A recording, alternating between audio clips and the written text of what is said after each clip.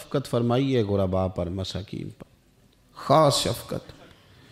نبی پاک صلی اللہ علیہ وسلم نا اس شخص کو بھی بڑا پسند کرتے تھے جو غریبوں کی خدمت کرتا، جو مسکینوں کی مدد کرتا، جو بیوہ عورتوں کے ساتھ کسی بھی طرح خیر کر سکتا، ان کی حضور نے تعریف فرمائی۔ بخاری مسلم میں حدیث ہے، نبی پاک صلی اللہ تعالیٰ علیہ وسلم نے فرمایا کہ جو لوگ غریبوں کی، مسکینوں کی، لاچاروں کی مدد میں رہتے ہیں، یوں سمجھ لو وہ اللہ کے راستے میں جہاد کرنے میں مصروف رہتے۔ آج بڑی مشکلات ہوتی ہیں، میں نے دیکھا ہے کسی سرکاری ملازم کا انتقال ہو گیا تو اس کی بیوہ بڑی تکلیفوں سے گزرتی ہے۔ ہمارے ہاں تو کاغذات ہی بڑے بنتے ہیں، کہاں جا کے پینشن لگتی ہے، کیا کیا مشکلات سے گزرنا پڑتا ہے۔ اس کے بچوں کو دنیا کے بہت سارے معاملات ہوں جن میں بڑی پریشانیاں ہوتی ہیں۔ یہ تو جگہ کا انتقال کرانا، بینک کے معاملات دیکھنا، بڑی بڑی آزمائشوں میں بچے آ جاتے ہیں اور چھوٹے چھوٹے کاموں میں انہیں الجھا دیا جاتا ہے۔ کچھ لوگ ایسے ہوتے ہیں کہ جن کی ذرا سی سفارش کرنے سے، ذرا سے آگے بڑھنے سے ان کا کام ہو جاتا ہے۔ میرے نبی پاک علیہ السلام نے فرمایا جس کو دیکھو یتیموں، مسکینوں، بیوہ عورتوں کی مدد میں ہے، سمجھو وہ اللہ کے راستے میں جہاد میں ہے، اور فرمایا یوں سمجھ لو کہ اس نے وہ قیام کیا ہے کہ شاید دیر ہو جائے اسے رکوع کرنے میں، یعنی لمبی نمازیں پڑھنے والا ہے۔ اور فرمایا یہ وہ روزہ دار ہے کہ جو روزہ رکھے گا افطار ہی نہیں کرے گا، یعنی لمبے روزے رکھنے والا۔ گویا مسکینوں، یتیموں، بیواؤں کی مدد میں رہنے والا اس طرح ہے جس طرح ساری ساری رات نفل پڑھنے والا اور ہر روز کے نفلی روزے رکھنے والا۔ تو آپ یہ سمجھ لیں کہ ان لوگوں کے ساتھ حضور نے خاص، ہمارے ہاں نا امیر کا تو ویسے دل کرتا ہے کہ وہ امیر لوگوں کے ساتھ دوستی رکھے، ان کے تو ویسے ہی بڑے مسئلے ہیں بیچاروں کے، انہوں نے اپنے کام نکلوانے ہوتے ہیں، تاجروں کو کچھ سیاستدانوں سے ربط رکھنا پڑتا ہے، بڑے بڑے مسئلے ہیں، بڑے بڑے مسائل ہیں، بڑے بڑے لوگوں سے لوگوں نے رابطے رکھے ہوتے ہیں کہ دنیا میں اگر کوئی کام پڑ گیا، کوئی مشکل آ گئی تو ہم ذرا فٹافٹ ان سے بات کر لیں گے۔ یہ تو معاملہ اپنی جگہ پہ قائم ہے کہ تاجر نے، سیاستدان نے، بڑے لوگوں نے بڑے لوگوں سے ربط بنائے، لیکن اب کمزوری اس طرح کی آتی جا رہی ہے کہ غریب بھی غریب سے دوستی نہیں کرتا، غریب بھی ڈھونڈتا پھرتا ہے کہ کوئی امیر آدمی ملے، کوئی تگڑا آدمی ملے، وہ بھی منت کر کے فوٹو کھچوائے گا تو کھچوائے گا کسی رئیس کے ساتھ۔ غریب بھی پسند نہیں کرتے کہ ہم غرباء کے ساتھ پیار کریں۔ ہمارے دائیں بائیں بہت سارے ایسے لوگ ہوتے ہیں جو کمزور ہوتے ہیں، اور میں نے دیکھا ہے کہ زندگی میں تو خیر کرنا دور کی بات ہے، جنازے تک میں لوگ نہیں جاتے۔ اس میں بھی دیکھتے ہیں کہ کوئی امیر آدمی ہو تو پھر ذرا دوڑ کے، کوئی سیاسی قد کاٹ والا ہو تو سارے آگے بڑھ بڑھ کے چہرے دکھاتے ہیں، اس کے بچوں سے ملتے ہیں کہ صاحب میں آیا ہوا ہوں، میرا ذرا خیال کرو، میں پہنچ گیا ہوں، میرے نمبر لگا دو، میں آ گیا ہوں۔ وہ خیال کرتے ہیں کہ ہم پہنچ جائیں، ہماری شرکت جو ہے وہ شمار کر لی جائے۔ تو میرے عزیز، اکثریت ہم نے یہ دیکھا ہے کہ غریب کی تو نماز جنازہ کا مسئلہ آ جائے نا غریب کی، تو جو کہ سادہ آدمی ہے، کوئی سیاسی سماجی کاٹ نہیں، تو جنازے تک لوگ خیال نہیں کرتے۔ حالانکہ میرے نبی پاک علیہ السلام نے تو فرمایا جنازہ ایک مسلمان کا دوسرے مسلمان پر حق ہے، اس میں کوئی آپ کا سماجی رابطہ ہونا ضروری نہیں، کوئی سیاسی قد کاٹ ہونا ضروری نہیں، یہ تو ایک مسلمان کا دوسرے مسلمان پر حق ہے، اور حق اچھے طریقے سے ادا کرنے کی کوشش کرنا چاہیے۔ حدیث پاک سنی، حضرت ابو امامہ بن سہل بن حنیف رضی اللہ تعالیٰ عنہ حدیث کے راوی ہیں۔ اس حدیث کو امام نسائی رحمۃ اللہ تعالیٰ علیہ نے نقل کیا ہے۔ ارشاد فرماتے ہیں کہ اطراف مدینہ کے گاؤں میں سے ایک عورت بیمار ہو گئی، مدینہ کے ارد گرد گاؤں تھے، ان میں سے ایک عورت بیمار ہو گئی، بڑی مفلس تھی، غریب عورت تھی۔ تو نبی پاک صلی اللہ علیہ وسلم نا اکثر اس کے بارے میں دریافت کرتے کہ بتاؤ اس بوڑھی اماں کا کیا حال ہے۔ ہمارے ہاں بھی خبریں آتی ہیں اخباروں میں، پوچھا جاتا ہے، لیکن کب؟ جب کسی بڑے آدمی کو کھانسی بھی لگ جائے، فلاں صاحب کو زکام ہو گیا اور ان کو فوری طور پر فلاں جگہ منتقل کر دیا گیا اور سیاسی اور سماجی سرگرمیاں انہوں نے معطل کر دی، تو یہ خبر سب جگہ بریک ہوتی۔ اس کو فوری طور پر آگے بڑھانے کی کوشش کی جاتی. ایک غریب عورت ہے، مجبور ہے، اور مدینے کے نہیں، مدینے کے اطراف میں جو گاؤں ہیں ان گاؤں کے رہنے والی ہے، پر اس کے نصیب دیکھو، اس کا مقدر دیکھو. ہر جگہ مدینے والے محبوب کے تذکرے. وہ کتنی نصیبوں والی عورت ہے جس کے بارے میں حضور کئی دفعہ پوچھتے کہ اس بیمار کا حال بتاؤ. بظاہر اس کا کوئی سیاسی، سماجی، مالی قد کاٹ نہیں، لیکن یوں لگتا ہے کہ اس کا قد حضور کی تیمارداری کی برکت سے، جب نبی پاک نے اس کا پوچھا ہوگا تو یوں لگتا ہے اس کا قد آسمانوں کے برابر چلا ہو گیا، آسمانوں کے برابر چلا گیا ہوگا. رسول کریم علیہ السلام بار بار پوچھتے، اور جب اس کے زیادہ بیمار ہونے کی خبر آئی تو حضور نے فرمایا اگر وصال ہو گیا تو مجھے خبر کرنا. صحابہ کرام فرماتے ہیں رات کو وصال ہوا، رات کے وقت ہی غسل کفن کر کے اسے مدینہ شریف لایا گیا، لیکن جب معلومات کی گئی تو حضور بظاہر آرام فرمائے. حضور آرام کر رہے ہیں، صحابہ نے مناسب نہیں سمجھا کہ نبی پاک علیہ السلام کو تکلیف دی جائے. سرور کائنات صلی اللہ علیہ وسلم کو جگانا مناسب نہ سمجھا. لوگوں نے نماز جنازہ پڑھا، اس کو دفن کر دیا. حضور نے صبح پوچھا مجھے خبر کیوں نہیں دی؟ بڑے جنازے ہو کے گزر گئے، بڑے لوگ تھے جو چلے گئے، لیکن یہ کتنی نصیبوں والی ہے کہ حضور نے فرمایا مجھے بتایا کیوں نہیں؟ اب مجھے بتاؤ. او یارو ذرا غور کرنا، ساری دنیا گنبد خضرا پر، ساری دنیا حضور کی بارگاہ میں سلامی دینے، اور میرے نبی کریم صلی اللہ علیہ وسلم نے کیا فرمایا؟ فرمایا مجھے بتاتے نہیں اس کی قبر کہاں ہے. یعنی حضور قبر کا پتہ پوچھے. محبوب حضور تو ویسے کسی جگہ قریب سے گزر جائے نا تو اعلیٰ حضرت فاضل بریلوی فرماتے ہیں وہ جس سمت آ گئے ہیں کوچے بسا دیے ہیں، وہ تو علاقہ ویسے ہی مہک جاتا ہے، بس جاتا ہے. حضور قبر کہاں ہے؟ اس کا کوئی سیاسی قد کاٹ ہے؟ یہ کوئی بہت بڑے قبیلے کی ہے؟ حضور نے فرمایا دیکھو غریبی کو اعزاز اس طرح دینا، غریبی کے ساتھ رویہ یہ میرا اسوہ حسنہ ہے. اس طرح غریبوں کے ساتھ سلوک کرنا، پھر غریب مایوس نہیں ہوں گے، پھر غریب خودکشیاں نہیں کریں گے، پھر غریب اپنے آپ کو معاشرے سے کٹا ہوا محسوس. کہاں ہے اس کی قبر؟ یا رسول اللہ اس قبرستان میں یہ قبر ہے. یہ میرے نبی پاک کا اعزاز ہے، یہ حضور کا اعزاز ہے. ویسے تو دوسرا جنازہ جائز نہیں، اگر وارث جنازہ نہ پڑھیں تو پھر دوسرا جنازہ پڑھا جا سکتا ہے، لیکن حضور تو وارث ہے نا اپنی ساری امت کے. تو نبی پاک قبر پہ کھڑے ہوئے، فرمایا بناؤ صفے، میں دوبارہ جنازہ پڑھانا چاہتا ہوں. ایک دیہات میں رہنے والی مفلس عورت، ایک دیہات میں رہنے والی غریب عورت، وہ بی بی کہ جس کا کوئی بظاہر لمبا چوڑا نام نہیں، کوئی بڑے القابات سے پکارا نہیں جاتا. حضور نے 4 تکبیروں کے ساتھ امام نسائی نے لکھا ہے دوبارہ جنازہ پڑھایا، اور لوگوں کو بتایا کہ اس طرح کر کے اگر تم غریبی سے پیار کرو گے نا، ان کی مہک نے دل کے غنچے کھلا دیے ہیں، وہ جس راہ چل دیے ہیں کوچے بسا دیے ہیں. اور کیا خوبصورت انداز ہے فاضل بریلوی کا، کہنے لگے کہ میں مجرم ہوا کا مجھے ساتھ لے لو، کہ رستے میں ہیں جا بجا تھانے والے. حضور آپ مہربانی کریں، ایک دفعہ تشریف لائیں، ایک دفعہ تشریف لائیں، میرا بازو پکڑ کے مجھے گزار دیں. وہ کتنی نصیبوں والی ہے کہ بن بلائے ہی محبوب اس کی قبر پہ پہنچ گئے ہیں. آپ جب تھوڑا تھوڑا نا، زیادہ نہیں تو اپنے ملازمین کے ساتھ ہی،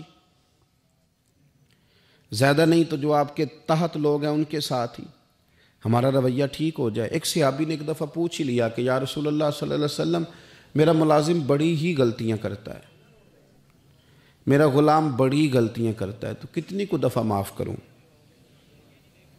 کتنی کو غلطیاں ایک دن میں کو کر سکتا ہے؟ 2 دفعہ کر لے گا، 3 دفعہ بھول جائے گا. سوال پوچھا نا کہ یا رسول اللہ صلی اللہ علیہ وسلم میرا غلام بڑی غلطیاں کرتا ہے تو کتنی دفعہ معاف کروں؟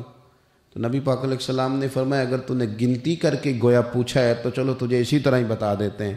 حضور کتنی دفعہ معاف کروں؟ فرمایا چل ایک دن میں 70 بار تو معاف کیا ہی کرنا.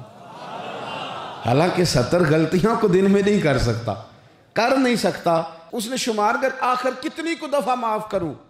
نبی پاک صلی اللہ علیہ وسلم نے فرمایا 70 دفعہ تو معاف کر ہی دیا کرنا. 70.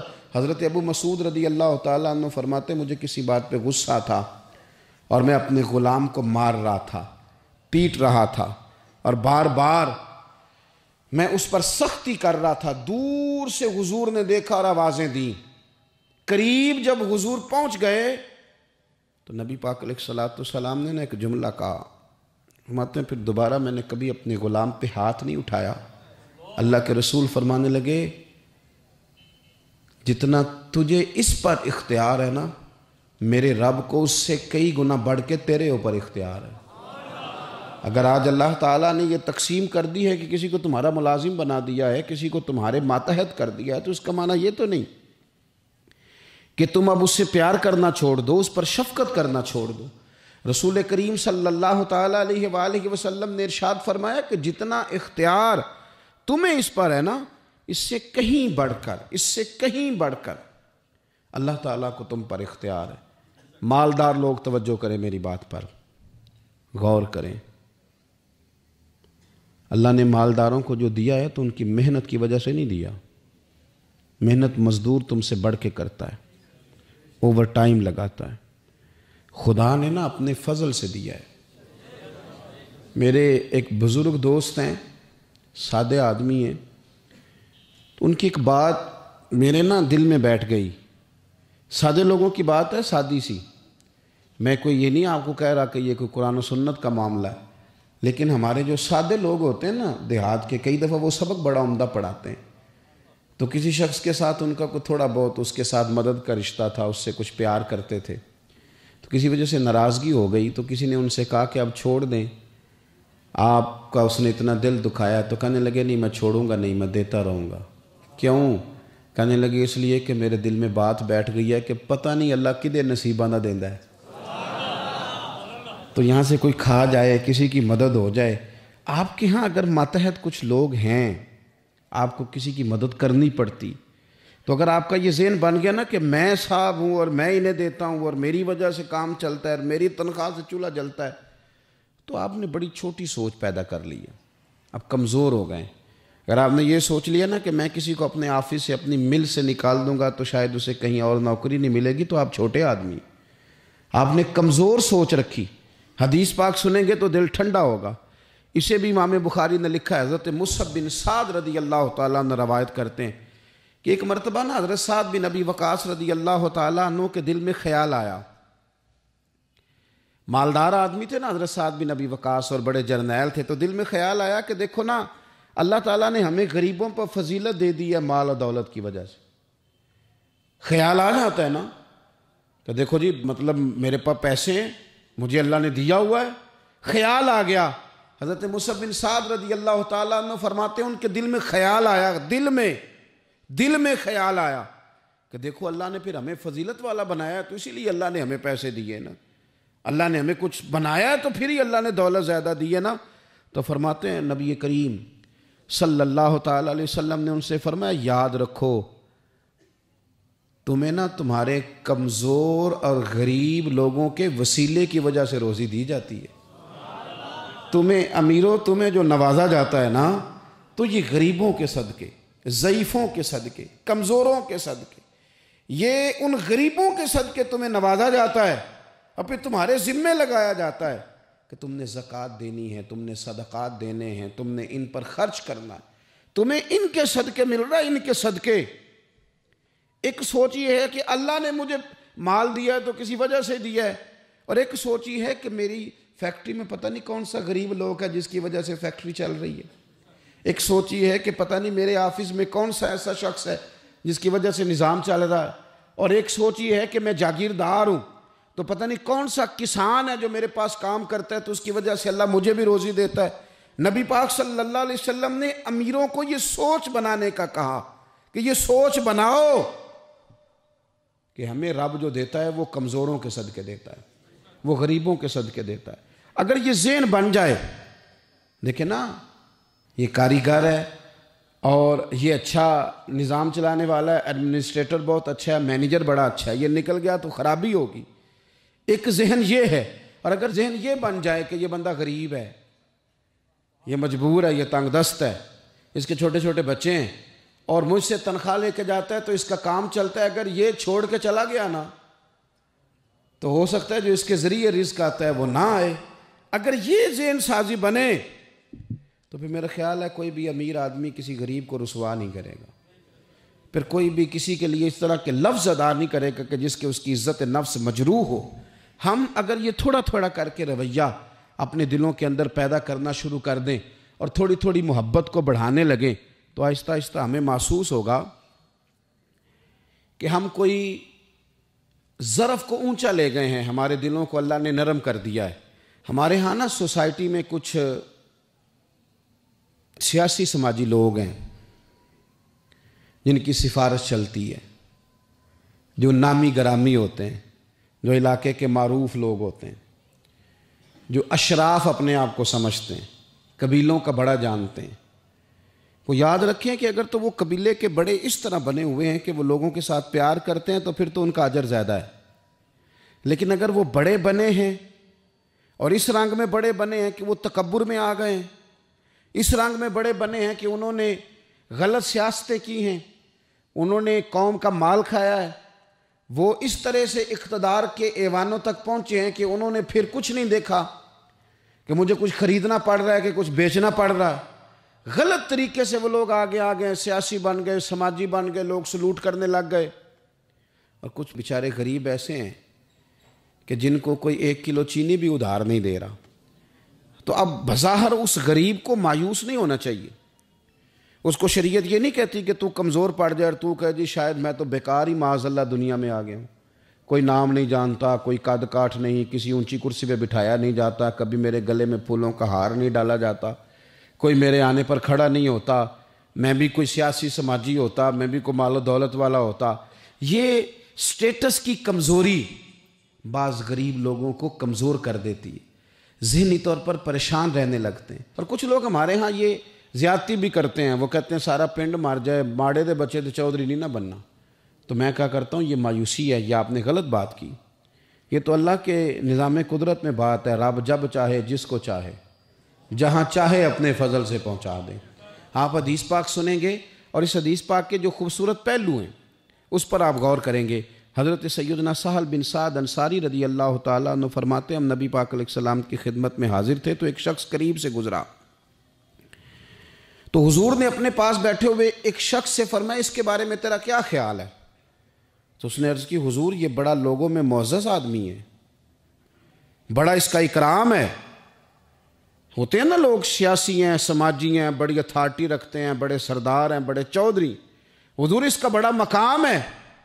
اس نے دلیل دی کہ یا رسول اللہ اگر یہ کسی جگہ پیغام نکاح بھیجے گا تو اس کو رشتہ دے دیا جائے گا، لوگ پسند کریں گے اس کے ساتھ رشتہ داری کرنا، اور اگر یہ کسی کی سفارش کرے گا تو اس کی سفارش قبول کی جائے گی۔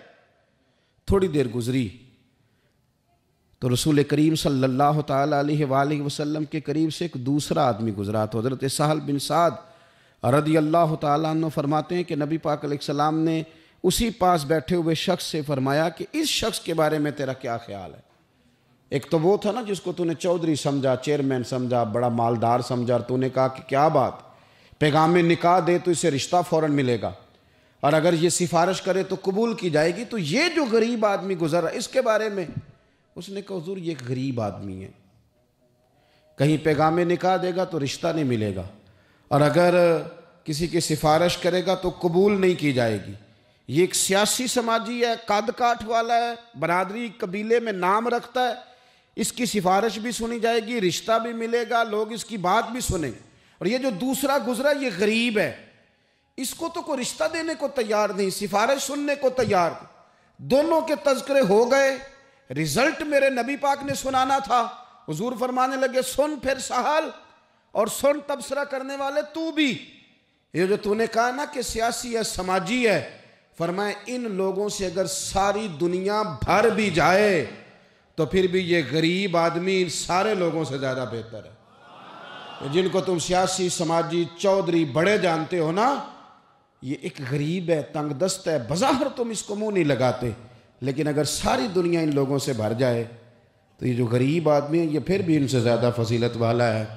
میرا خیال ہے جب حضور غریبی کی اتنی فضیلتیں بیان کرے تو پھر غریبوں کو پریشان تو نہیں نہ ہونا چاہیے، پھر تو اپنی فقیری کو اپنے سینے سے لگا کے فخر کرنا چاہیے، پھر تو ناز کرنا چاہیے۔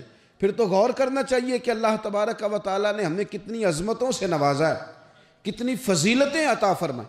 لوگوں کو جب سمجھایا جاتا تھا نا حضور کے زمانے میں، نبی پاک صلی اللہ علیہ وسلم کے زمانہ مبارکہ میں جب سمجھایا جاتا تھا، حضرت سیدنا ابو عبد الرحمن رضی اللہ تعالیٰ عنہ بیان کرتے ہیں کہ میں حضرت عبداللہ بن عمر بن عاص رضی اللہ تعالیٰ عنہ کی بارگاہ میں بیٹھا تھا تو کچھ لوگ آئے، انہوں نے آ کر کے اپنی غریبی کی شکایت کی۔ انہوں نے کہا نہ ہمارے پاس کوئی سواری ہے، نہ ہمارے پاس کوئی سامان ہے، نہ کوئی ہمارے پاس خرچہ ہے، ہم بڑے مسکین لوگ ہیں جی، بڑے غریب۔ یہ کچھ باتیں کرتے ہیں نا لوگ، مایوس سی، غریب لوگ ہیں تو جملوں کے اندر مایوسی ٹپکتی ہے، کچی بات، کچھ بھی نہیں جی، کیا جینا ہے ہمارا، کچھ بھی نہیں، مشکل سے گزر اوقات ہوتی ہے۔